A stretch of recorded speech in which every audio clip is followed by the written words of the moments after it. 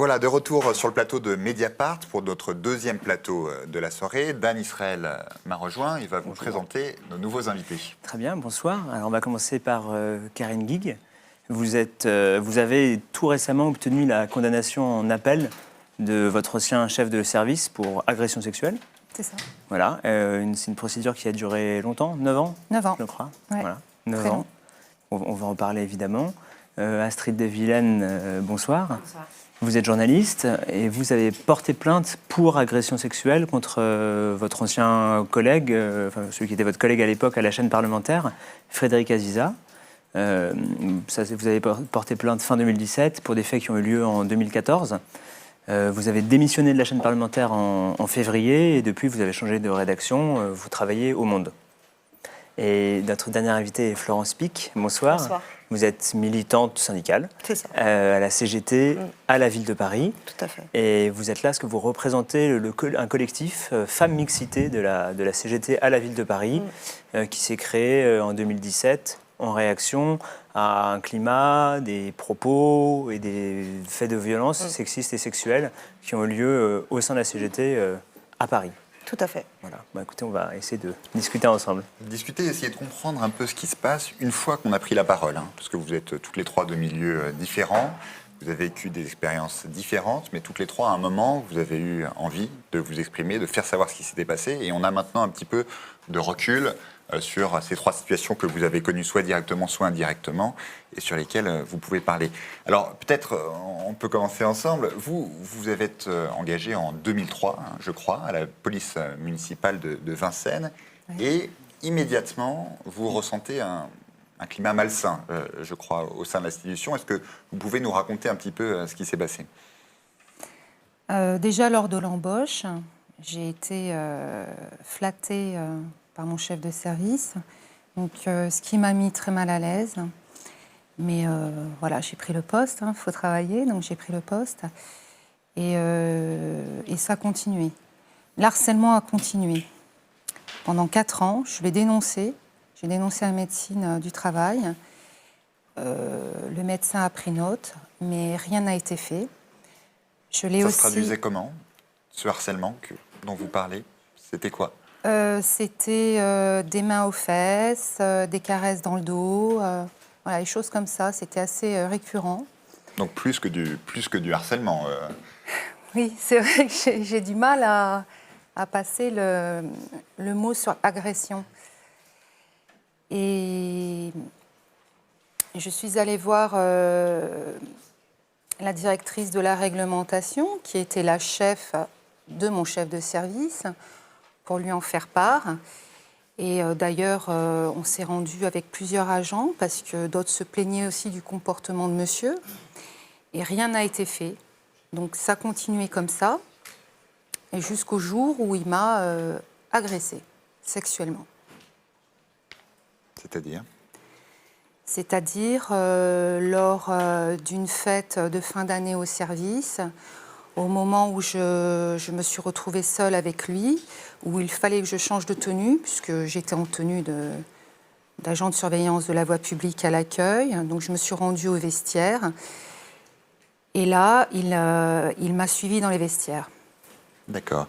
Et c'est cet événement qui vous décide à ce moment-là à parler, à porter plainte plus exactement ? Oula, la démarche est très dure.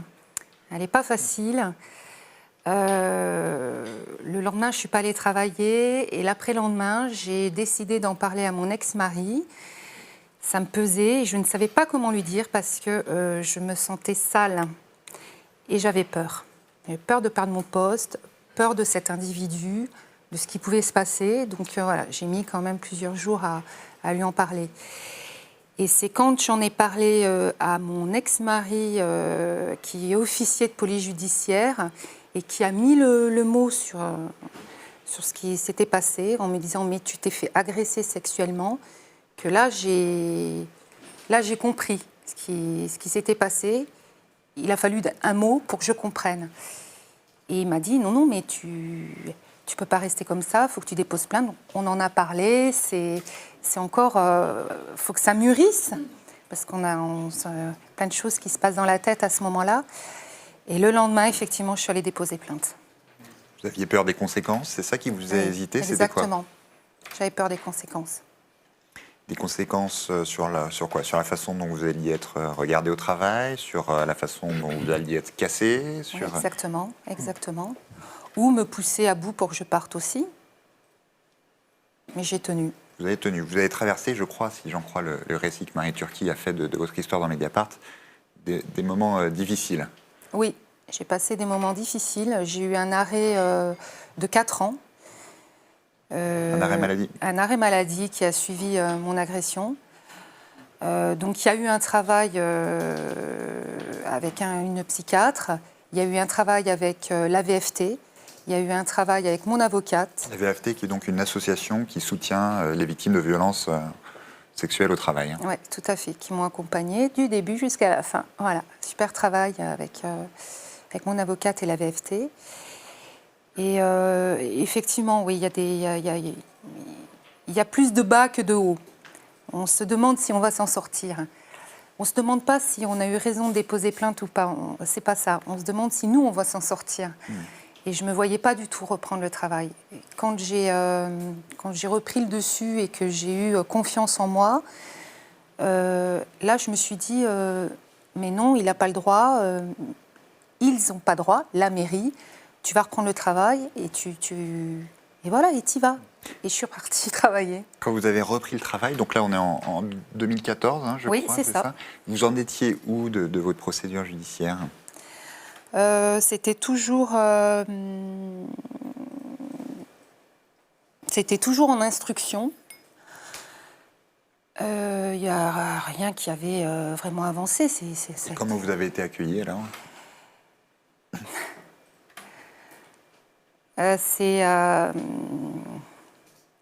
En fait, voilà, j'ai renvoyé au maire de l'époque un courrier en demandant une reprise de travail. Et quelque temps après, j'ai reçu un courrier de la DRH où il me proposait un poste. Un poste qui se trouvait au bâtiment administratif, au service urbanisme, où monsieur travaillait au rez-de-chaussée. Donc, le challenge, je prends ce nouveau poste, sachant que je vais rencontrer cette personne tous les jours. Qu'est-ce que je fais? On m'a proposé qu'un poste, je lui ai dit je me lance, on verra. Vous avez pensé qu'il vous le proposait en espérant que vous le refusiez? Je ne me suis pas posé la question. Ah, je ne me suis pas posé la question, non. Vous l'avez pris comme un hasard, qu'il travaille un étage en dessous? Parce que Je lui, pense pendant ce temps-là, lui, il n'a pas été muté. Il continuait d'occuper ses fonctions. Il avait juste changé de service. En conséquence de cette affaire ou pour d'autres raisons à votre connaissance? Alors, en conséquence, on n'aura jamais le fin mot de savoir si c'est réellement en conséquence. Je pense que monsieur a été protégé jusqu'à la fin. Et que moi, on m'a proposé un poste, on s'en fichait. Je pense que voilà, ça s'est fait. On la remet en reclassement à l'urbanisme. Elle accepte pas, on lui trouvera autre chose. Mais bon, voilà. Et ce qui vous a sauvé, si je puis dire, c'est qu'en fait, on a retrouvé d'autres anciennes victimes. Oui, tout à fait. Toute seule, vous n'en seriez pas, vous Non. n'en seriez probablement jamais sortie. C'est quelque chose des on-dit que j'avais toujours entendu, des attouchements ou des agressions, mais c'était à voix basse. Et est-ce que c'est vrai, est-ce que c'est pas vrai? Bon, voilà. Et effectivement, lors de l'enquête, on a retrouvé plusieurs victimes, hein, qui toutes sont parties d'elles-mêmes. Hein. Donc, c'est peut-être un petit peu ce qui m'a donné la force de rester et de me dire, bah, moi, je vais continuer. Je vais garder la tête haute et voilà. Donc vous avez été au bout et Oui. le policier a été condamné en première instance, puis en appel. Oui. C'était il y a très peu de temps, un appel, il y a C'est ça. quelques semaines.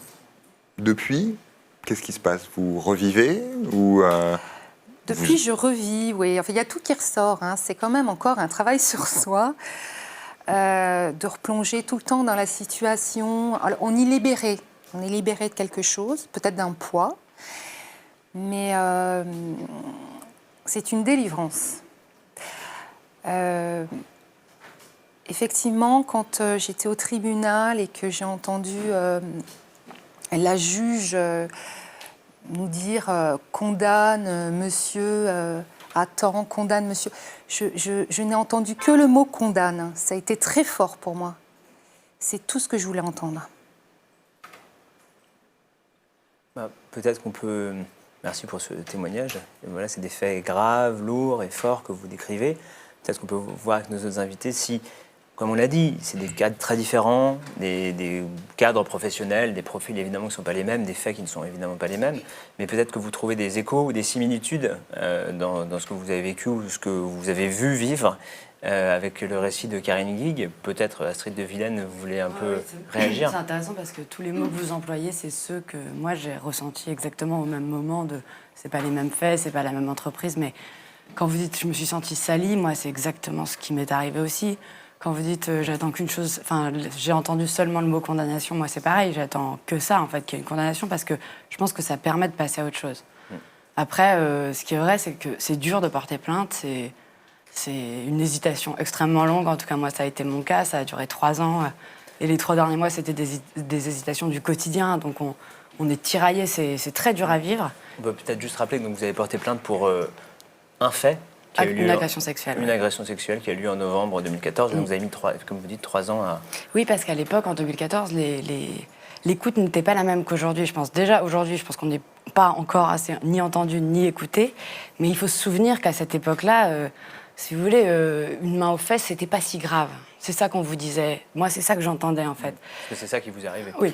Et moi, je le sentais bien que c'était grave, mais quand vous vous dites à quoi ça va servir, c'est pour ça que j'admire que vous ayez porté plainte aussitôt, dans un contexte où on n'était pas dans l'après-MeToo, quoi. Et donc voilà, c'est dur. C'est dur, moi mon avocat il m'avait prévenu, mais quand même c'est ce que vous dites aussi, c'est-à-dire qu'on est soulagé une fois que c'est fait, quand même. Et moi, malgré les épreuves que j'ai traversées, le fait d'avoir dû quitter cette entreprise et tout ça, je regretterai jamais d'avoir posé cet acte-là, parce qu'on se sent quand même un peu plus libéré. Je pense que c'est important de le dire parce que je pense qu'il y a beaucoup de femmes qui nous écoutent et qui se demandent est-ce que j'y vais, est-ce que j'y vais pas, est-ce que je parle, parce que parfois on peut même plus aller devant un tribunal puisque les faits sont prescrits. Et malgré tout, je pense qu'on le regrette jamais. Enfin, en tout cas, moi, c'est comme ça que je l'ai vécu. D'accord. Et pour vous, le mouvement MeToo, le fait qu'il y ait beaucoup de témoignages qui arrivent, pas d'un coup, mais qui arrivent dans l'espace public, qui déboulent dans l'espace public, ça vous a aidé à sauter le pas? Ah, mais c'est la dernière pierre de l'édifice, c'était tout ce qui me manquait. Parce que moi, en fait, donc ça arrive en 2014, et très peu de temps après, je pense 1 an après, il y a l'affaire Baupin. Donc, qui était cet homme politique d'Europe Écologie Les Verts, accusé également d'agression sexuelle, harcèlement, etc.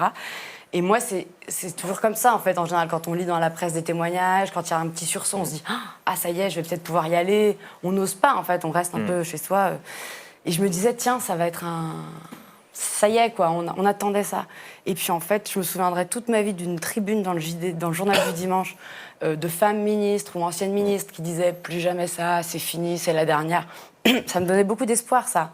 Et puis, en fait, 2 jours plus tard, c'était terminé. Enfin, je caricature un peu, mais c'est vrai qu'on n'en entendait plus du tout parler. Du coup, on se dit, je ne vais pas être entendue. Moi, j'avais contacté des avocates à ce moment-là qui me disaient, il faut que tu ailles porter plainte sans avertir ton employeur. Ça me paraissait une montagne. Ouais. J'ai réussi à le faire ensuite, mais ça me paraissait...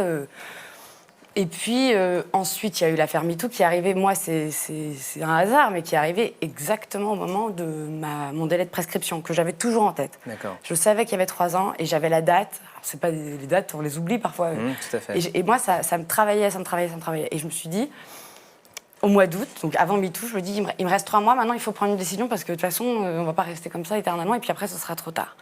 Et quand MeToo arrive, donc je pense au mois d'octobre à peu près, moi, je me souviens, j'étais devant mon ordinateur le moment du premier tweet c'était Balance ton porc, plus exactement. Et quand j'ai vu tous ces tweets arriver, je suis restée comme ça, comme si ça y est, le monde s'ouvrait un peu, vous voyez, pour les femmes. Et du coup, je me suis dit, t'as plus le choix. Et j'ai jamais regretté. C'est vraiment posé comme ça, il faut y aller, quoi. C'est maintenant. Ouais, il faut y aller parce que moi, je pense que chaque cas est très différent. Ça dépend aussi de chacun de son passé, de ses valeurs. Personne n'est obligé de porter plainte. Et il y a des femmes, elles vivent aussi avec le fait d'avoir vécu des choses. Chacun a les moyens qu'il peut. Mais moi, j'avais comme une... moi, je travaillais dans une chaîne parlementaire, donc en lien avec les lois. Je me sentais quand même un peu privilégiée par rapport aux autres. Pourquoi est-ce que c'était si important pour vous que ce soit judiciarisé? Est-ce que c'est parce que la réponse de l'entreprise n'avait pas été à la hauteur, ou bien parce que justement vous parlez des lois et de l'importance de la condamnation, parce que vous y voyez une importance qui est plus que symbolique? il y a les deux. Il y a évidemment le fait que ça n'a pas été géré du tout à l'époque. Enfin, ça a été géré, mais mal géré.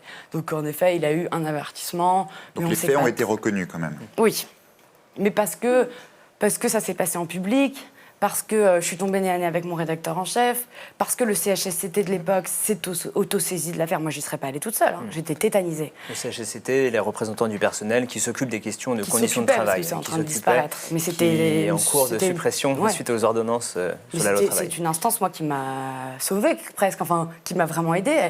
La représentante est venue et m'a dit, en fait, que tu le veuilles ou non, on va s'autosaisir, il s'est passé ça, c'est très grave. Et j'ai trouvé ça, enfin, franchement, ça m'a beaucoup aidée. Moi, j'aurais été incapable de... On veut oublier, en fait. Enfin, moi, c'est comme ça que je l'ai vécu. On se dit, il s'est rien passé, c'est pas grave, on continue, on avance, on est forte. Mais en fait, ça reste, finalement. Et après, moi, au moment de ma balance ton port, j'ai hésité à faire un tweet, je pense. Je pense que j'ai même rédigé sur mon téléphone. Mais en fait, je me disais, c'est peut-être pas suffisant, c'est peut-être dangereux. J'avais un peu peur aussi des conséquences. Et on entendait beaucoup de représentants politiques importants à cette époque-là qui disaient « Twitter n'est pas un tribunal médiatique, il faut aller dans les commissariats ». C'était le grand truc. Enfin, c'est facile à dire, mais après, il faut y aller quand même. Et moi, je me disais toujours, c'est vrai que je pense qu'il faut que j'aille jusqu'au bout, parce qu'en effet, il y a une justice dans ce pays, j'espère qu'elle marche. Et c'est aussi pour tester ça que j'ai voulu y aller.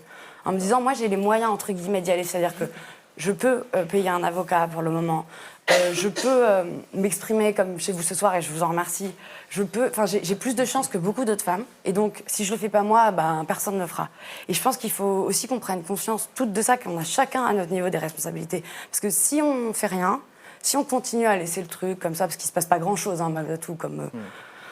Enfin, on dit que c'est la grande cause du quinquennat. Moi, je vois pas non plus beaucoup d'avancées, beaucoup de débats publics, beaucoup de choses qui se passent dans la société. Donc, je pense que si on laisse tout pourrir, comme l'affaire Beaupin, comme l'affaire Strauss-Kahn, comme à chaque fois, comme depuis que les femmes ont des problèmes, c'est-à-dire depuis très longtemps, il se passera jamais rien, alors que c'est un drame, ce qui se passe pour beaucoup de femmes tout le temps. Est-ce que vous en avez payé le prix de faire cette démarche judiciaire? Est-ce que ça vous a coûté? J'ai pas envie de vous dire oui, parce que je suis contente de l'avoir fait, vraiment. Après, c'est dur. Enfin, voilà, j'ai dû démissionner. Je suis partie dans des conditions hyper difficiles. Vous avez dû démissionner parce que vous avez porté plainte? On m'a pas vraiment... Enfin, j'ai proposé d'autres solutions. Il se trouve que j'avais trouvé un contrat. Ça se passait très mal dans l'entreprise. L'entreprise était en ébullition. Mais si vous voulez, moi, je pense que dans une situation normale, apaisée, dans un travail normal, j'aurais pas été au courant de ce job-là. C'était un contrat très court. J'aurais peut-être pas démissionné. Enfin, vous voyez, où je serais partie pour autre chose, quelque chose. Là, c'était tout un contexte général qui a fait que je suis partie. Mais en réalité, l'entreprise ne m'a pas vraiment proposé autre chose. Ils m'ont pas proposé de rester. Ils m'ont pas fait d'autres propositions. Ils m'ont pas dit, t'inquiète pas. Enfin, ils ont dit, ok, très bien, pars. J'ai proposé un congé sans solde. Donc un congé sans solde, c'est de partir pendant 1 an, ce qui se faisait beaucoup en plus dans l'entreprise dans laquelle j'étais. Ils ont refusé, ils ont tout refusé. Ils ont refusé aussi, donc vous avez proposé une rupture conventionnelle. Oui, parce que ça me rassurait, parce que je partais pour un CDD. Une négociation pour aller ailleurs et toucher une somme d'argent en partant. Et peut-être aussi le chômage, si j'avais un problème de carence. Et ça, ils n'ont rien voulu, donc c'est dur. L'entreprise, la chaîne parlementaire a refusé, a expliqué. Oui, la directrice de l'époque a expliqué qu'elle était garante de l'argent public, puisque la chaîne parlementaire est financée sur fonds publics, que donc on ne pouvait pas utiliser l'argent public pour financer le départ d'une journaliste qui allait ailleurs. Peut-être. Ouais, alors moi, du point de vue du droit du travail, je ne sais pas exactement quels sont les articles, mais d'un point de vue symbolique, c'est super dur, en fait, de voir que lui, il était toujours à l'antenne. En plus, être à l'antenne d'une chaîne de public, ça dit quelque chose aussi de la société dans laquelle on est quand il y a une procédure en cours, et que les faits, en plus, avaient été reconnus par l'entreprise à l'époque.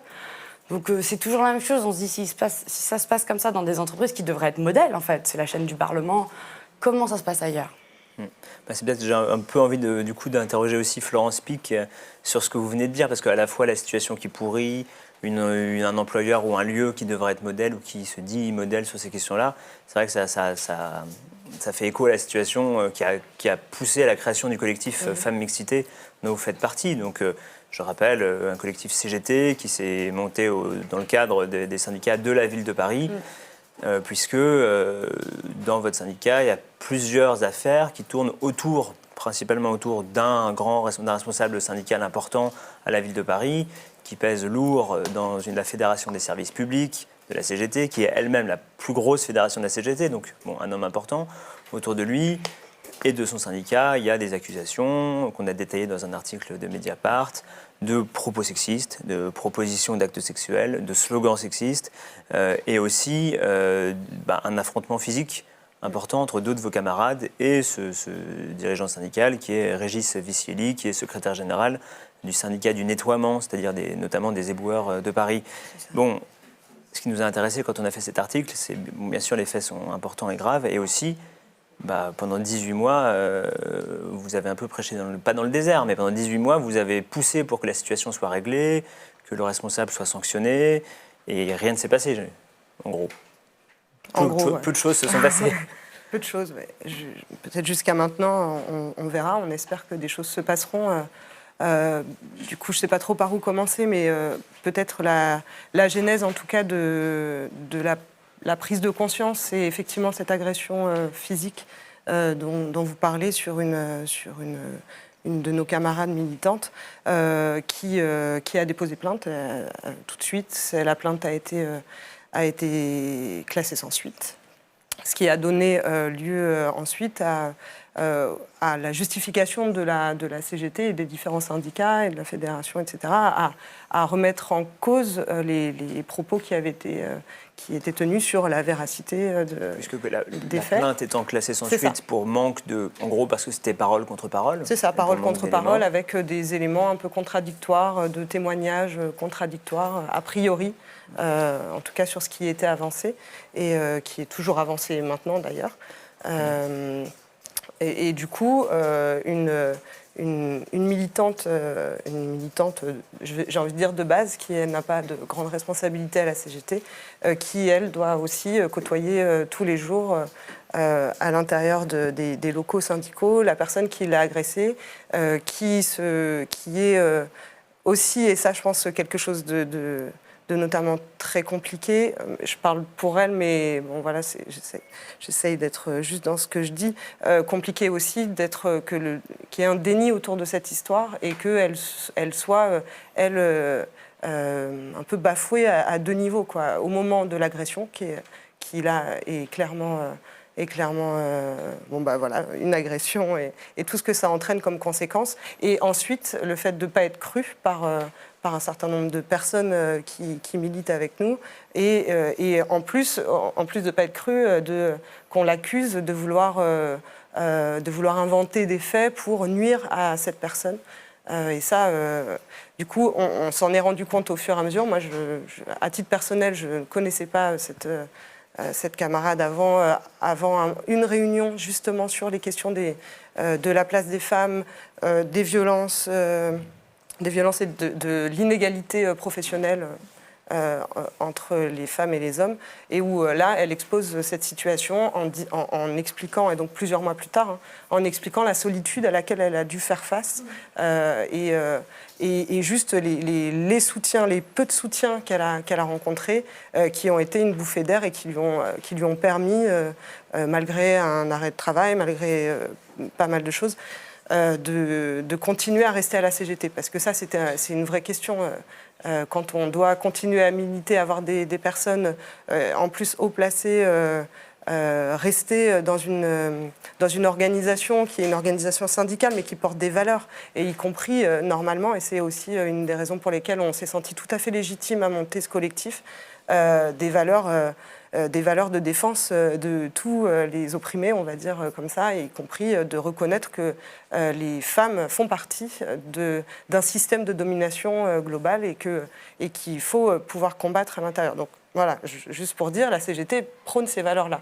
Donc ce qu'on attend, c'est que ce soit effectivement la réalité à l'intérieur de tous les syndicats CGT. Et là, on se rend compte que ça ne l'est pas réellement. Ce qui est frappant dans cette histoire, c'est qu'effectivement, la militante en question a trouvé du soutien auprès de vous, du collectif, d'une partie des dirigeants du syndicat à la ville de Paris ou de l'union régionale, enfin départementale.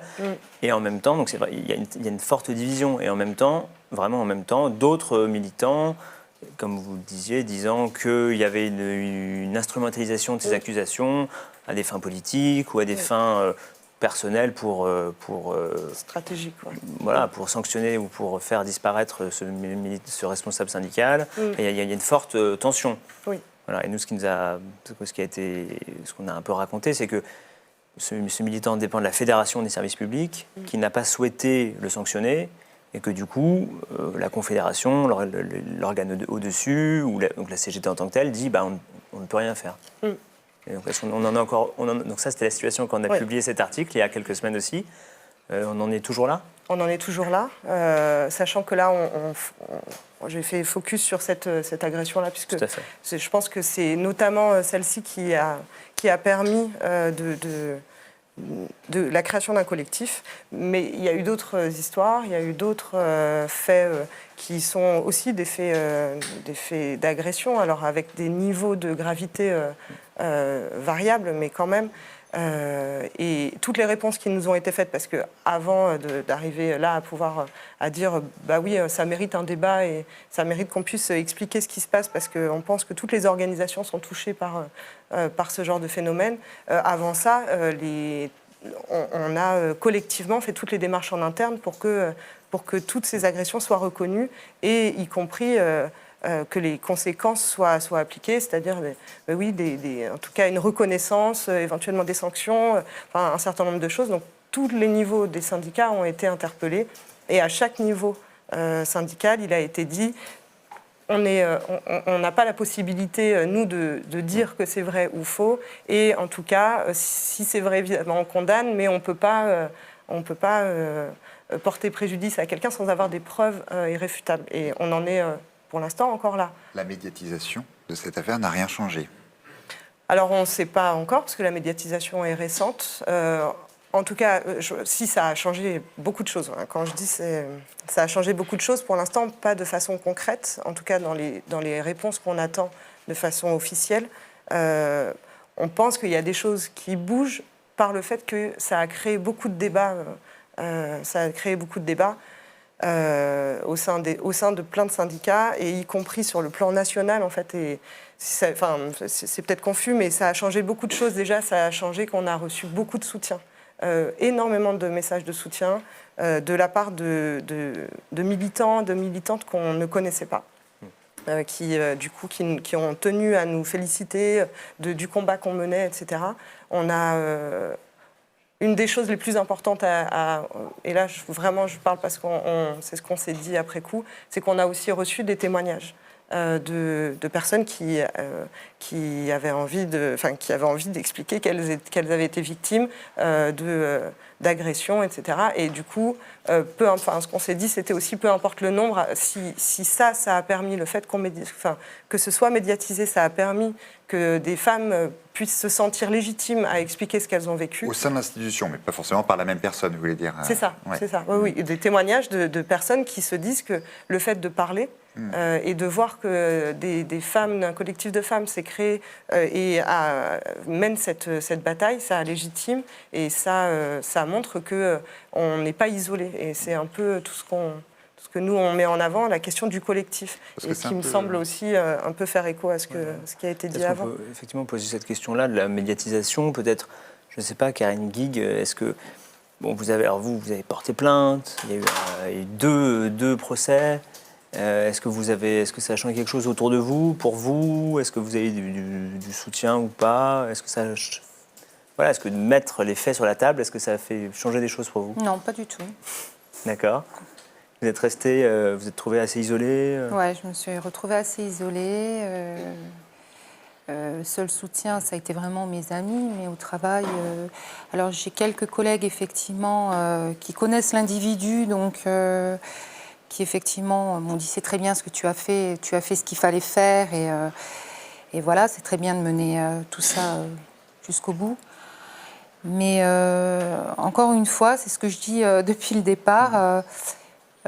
si j'ai mené ce combat qui a duré autant d'années, je pense que c'est pas juste pour moi, c'est pas juste pour ma voix, mais c'est pour dire à toute autre victime qu'il y a des solutions pour parler, il y a des associations, on peut se faire aider, il faut pas avoir peur, il faut se lancer.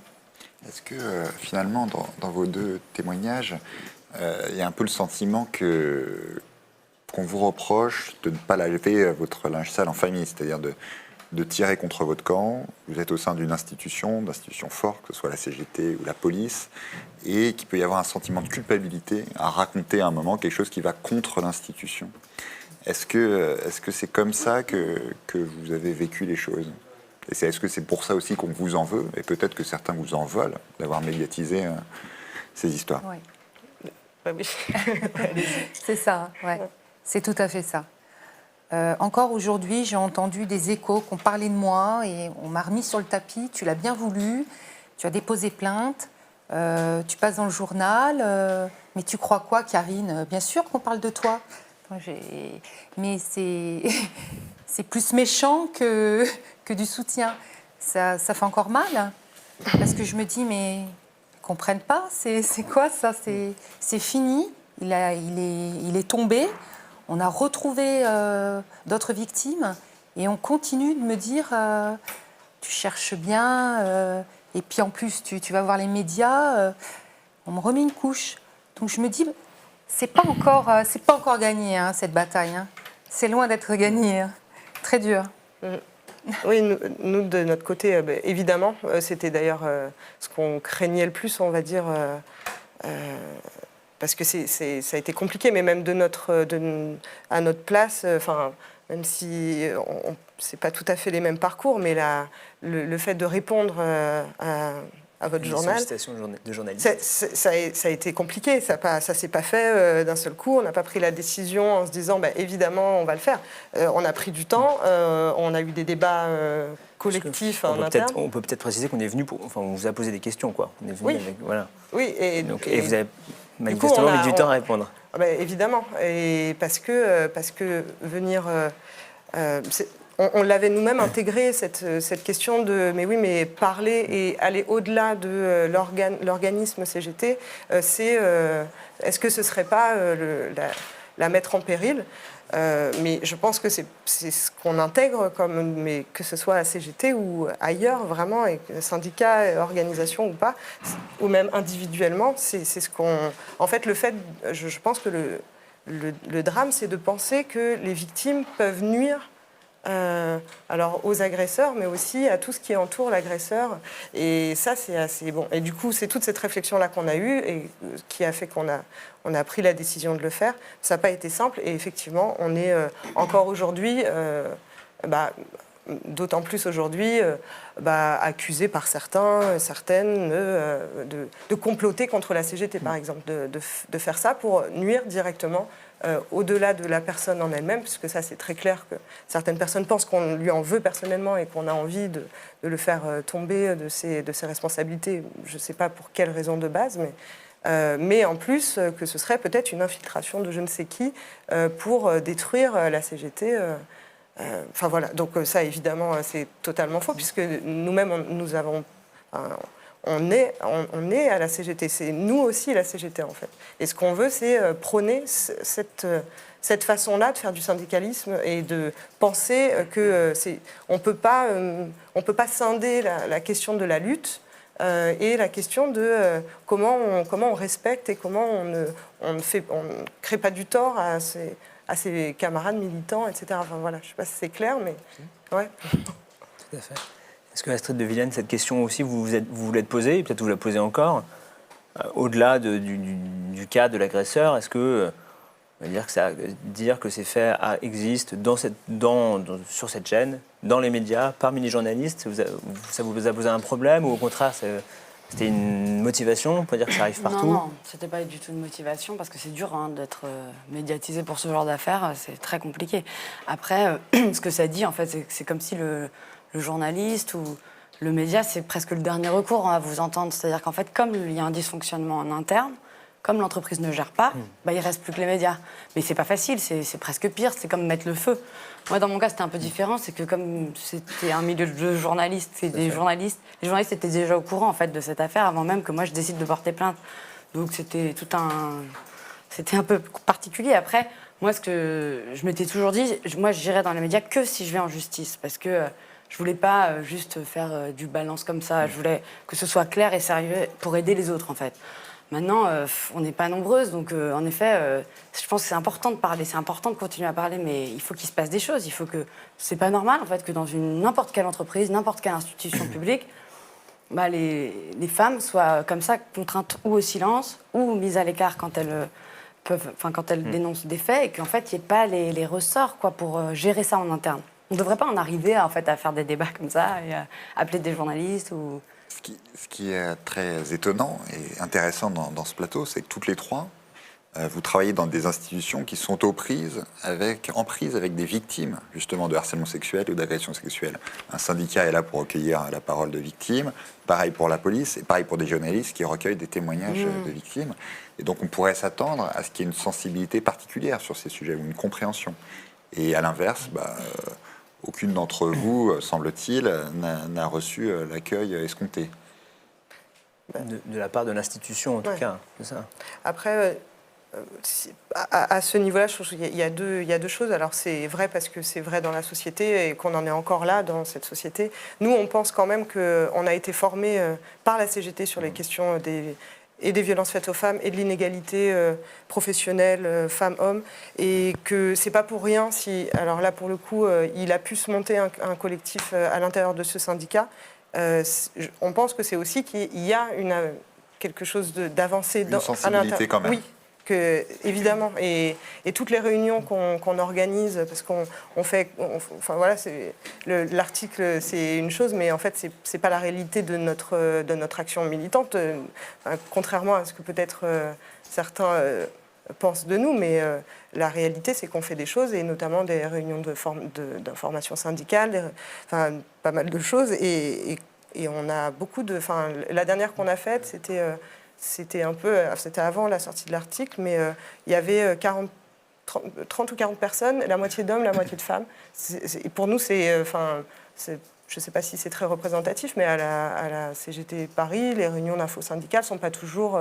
Ça peut aller. Il y avait du monde, quoi. Et du monde, et en plus beaucoup d'hommes. Et c'est quelque chose qu'on a vu. En fait, on a gagné en légitimité aussi sur ces questions-là à l'intérieur du syndicat. Mais donc vous ne l'avez pas ressenti comme un paradoxe, vous, le fait que vous ayez du mal à vous faire entendre sur ces questions, alors que vous avez été formé, sensibilisé fortement à ces questions? Évidemment que si, c'est pour ça que je dis qu'il y a deux niveaux. On sait bien que, oui, ça ne fait pas plaisir de savoir qu'on peut pas, qu'on en est encore là, y compris à l'intérieur d'un syndicat, là où et c'est la raison pour laquelle on y reste, parce que sinon, en fait, il n'y aurait pas de bonne raison d'y rester. C'est que, d'une part, c'est réel partout, et d'autre part, on y a, nous, trouvé à la base une raison d'y être, alors que même si on est toutes à des niveaux différents, mais on a toute une sensibilité féministe, et qu'on s'est reconnus dans ce syndicat-là pour ça.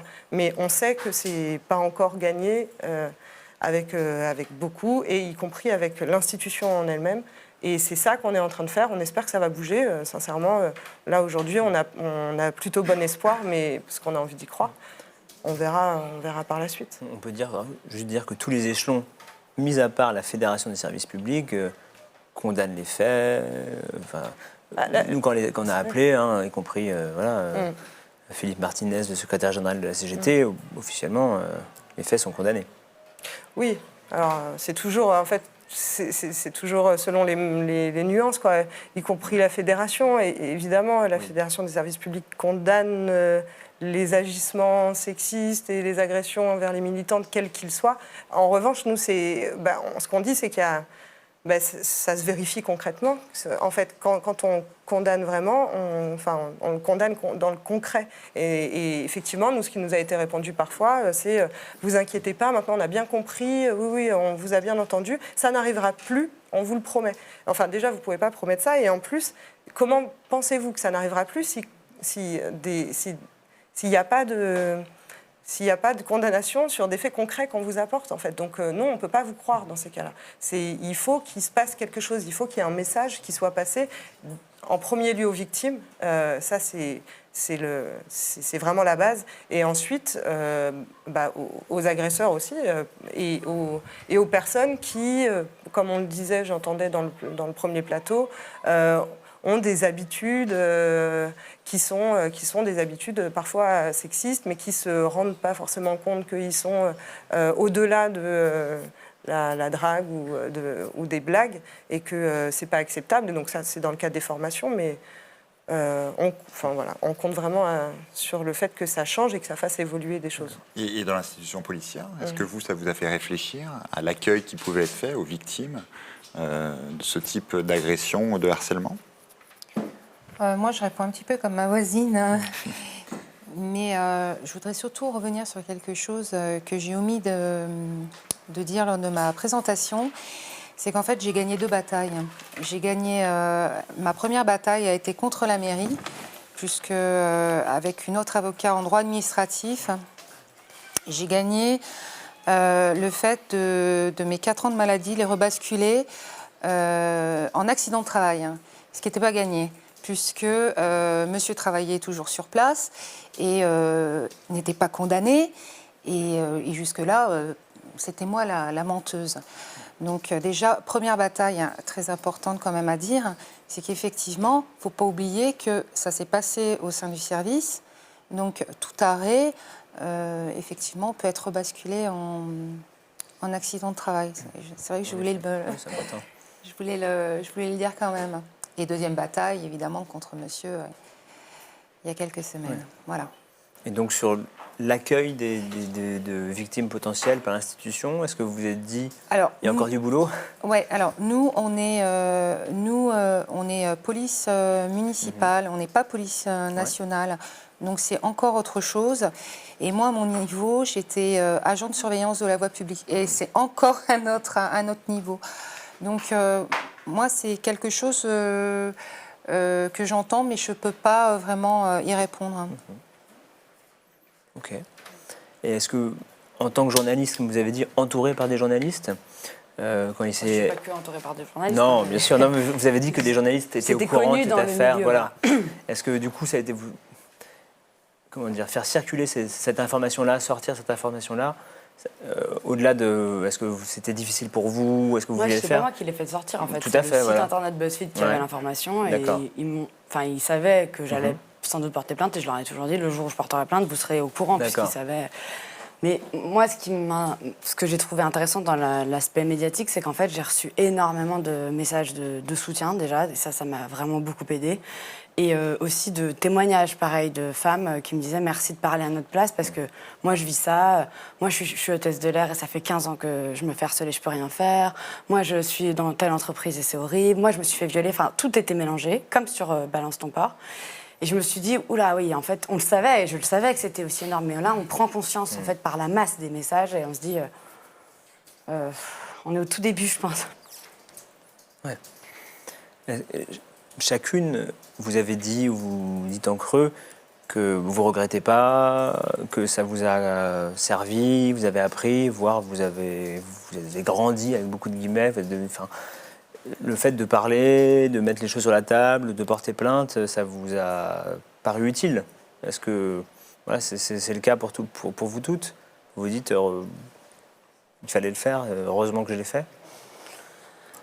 Moi, je dirais oui, comme je vous le disais au début de l'émission, je ne regrette pas de l'avoir fait. Après, j'aurais aimé être plus entourée, pas par les amis, pas par les collègues, par en fait l'État. En fait. Par exemple, quand ça s'est produit, moi, ça s'est produit dans un open space.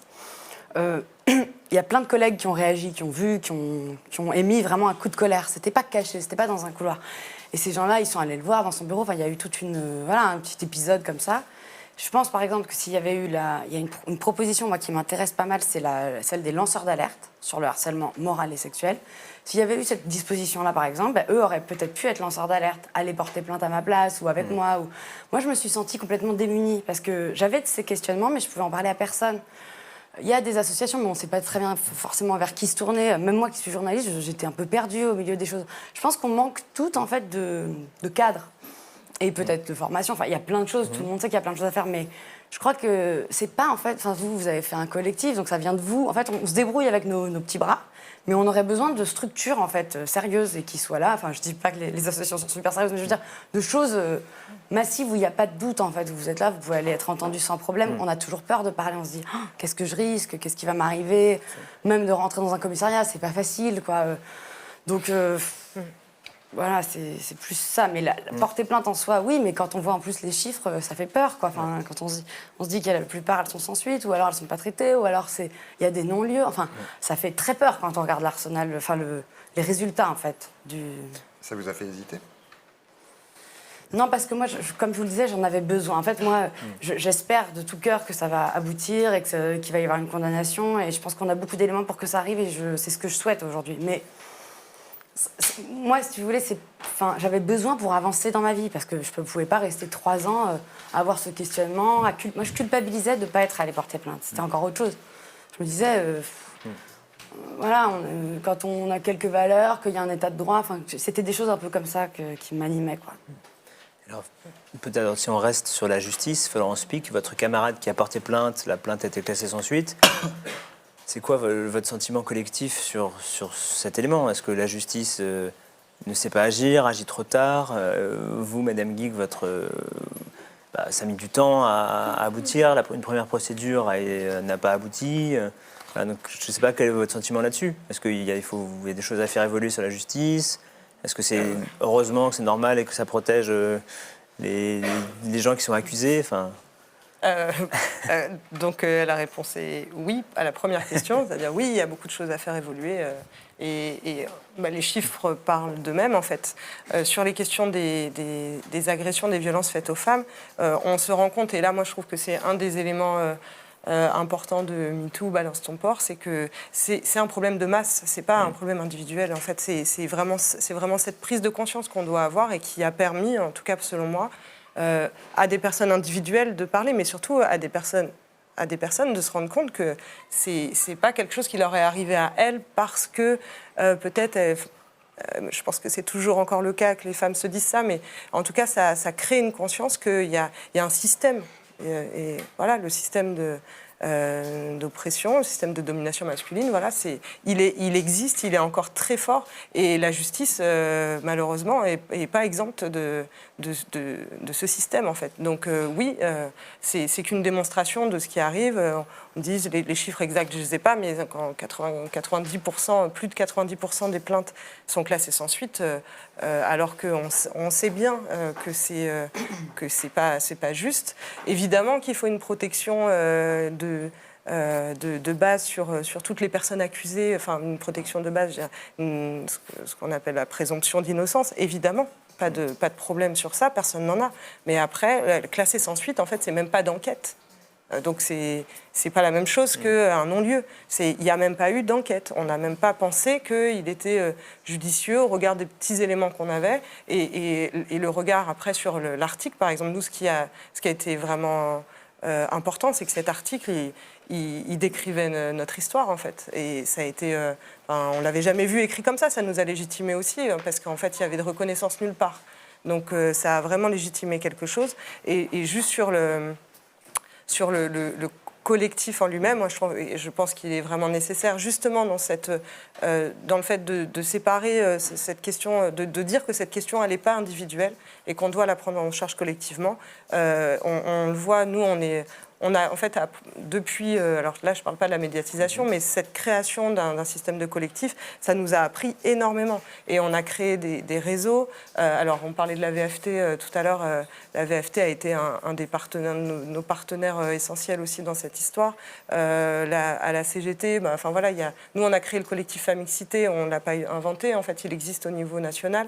Donc on s'est aussi appuyé sur ce qui pouvait se faire. On sait que quelque part on a une légitimité. L'article en a donné une concrète. Enfin voilà, juste quand on a lu cet article, on s'est dit mais c'est tout à fait ça, c'est tellement juste. Et on espère que ça aura des retentissements. Je ne vais pas dire que on ne va pas prétendre qu'on va changer le système judiciaire avec juste ça, mais je pense quand même que la création le fait qu'il y ait un débat et qu'il y ait de plus en plus de femmes qui prennent en main ces questions-là, moi je pense que vraiment ça peut que aller de l'avant. C'est une des façons de faire bouger les choses. Ok. Et Karine Guig, est-ce que vous en voulez la justice, que ça ait pris autant de temps? Oui. Enfin, c'est une question j'en un peu veux bête. la justice. J'en veux aussi quand j'ai déposé plainte 2 jours après, Ma plainte a été déroutée dans un autre commissariat, donc à Créteil, et j'ai été reçue par un brigadier chef, un policier qui m'a homme. Donc déjà, c'est éprouvant d'aller déposer plainte et de déballer les choses intimes.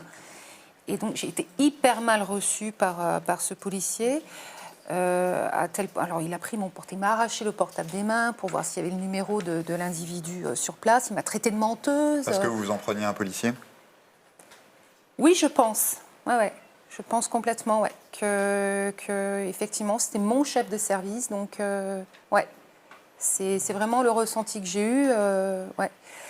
Et sans donc compter dans les couloirs que des hauts placés ont pris mon ex-mari à part en disant vous rendez compte que votre femme dépose plainte contre son chef de Qui service? lui-même travaillait dans la police. C'est très grave, ouais. Donc des coups de pression comme ça, à tel point que j'ai été malmenée par ce policier, il a fallu faire appel aux pompiers. Je fais un malaise, ouais. Donc c'est vrai que quand on dépose plainte, effectivement, on ne sait pas sur qui s'appuyer. Et on ne sait pas comment faire. Moi, encore une fois, j'ai eu la chance d'être à ce moment-là avec mon ex-mari qui était policier et qui m'a dit on va faire appel à une association parce qu'il travaille dedans, en fait, il a ça toute la journée. Donc c'est lui qui m'a appuyé de ce côté-là. Mais sinon, effectivement, on n'est pas aidé. Et puis bon, ce qu'on entend aussi de nos collègues... On est cassé quand même. Hein. Et est-ce qu'il y a des choses que votre expérience ou vos observations ou votre sensibilité plus grande à ces questions, votre plutôt grande sensibilité à ces questions aujourd'hui, est-ce que vous dites qu'il y a des choses qui pourraient changer facilement, qu'il faudrait faire changer pour faciliter la prise de parole, le dépôt de plainte parce quand on a commencé, en arrivant sur le plateau, vous me disiez oui, je suis sûr qu'il y a des choses qui peuvent évoluer. Non, moi, dans mon cas, je vous disais, donc les lanceurs d'alerte, je pense que ça aurait pu être pas mal. Je ne sais pas du tout d'un point de vue, après, dans la loi, comment ça peut se mettre en place. Mais plus... Faire accepter que d'autres gens lancent la... Vous aident, en tout cas. Enfin, je ne sais pas, on se sent en fait faible quand ça vous arrive. Et moi, j'étais en état de rien faire. Je voulais juste oublier. Donc, on aurait besoin d'être plus accompagné, plus... Je sais qu'il existe plein de choses, mais c'est vrai qu'on se sent un peu démunis. Okay. C'est vrai qu'on parle beaucoup de l'AVFT, l'association contre les violences faites aux femmes au travail. Bon, sa responsable, Marilyn Baldac, sera avec nous sur le plateau suivant. Voilà, elle sera là au 3e plateau, on va l'interroger sur son travail. En tout cas, merci à toutes les trois d'être venues témoigner.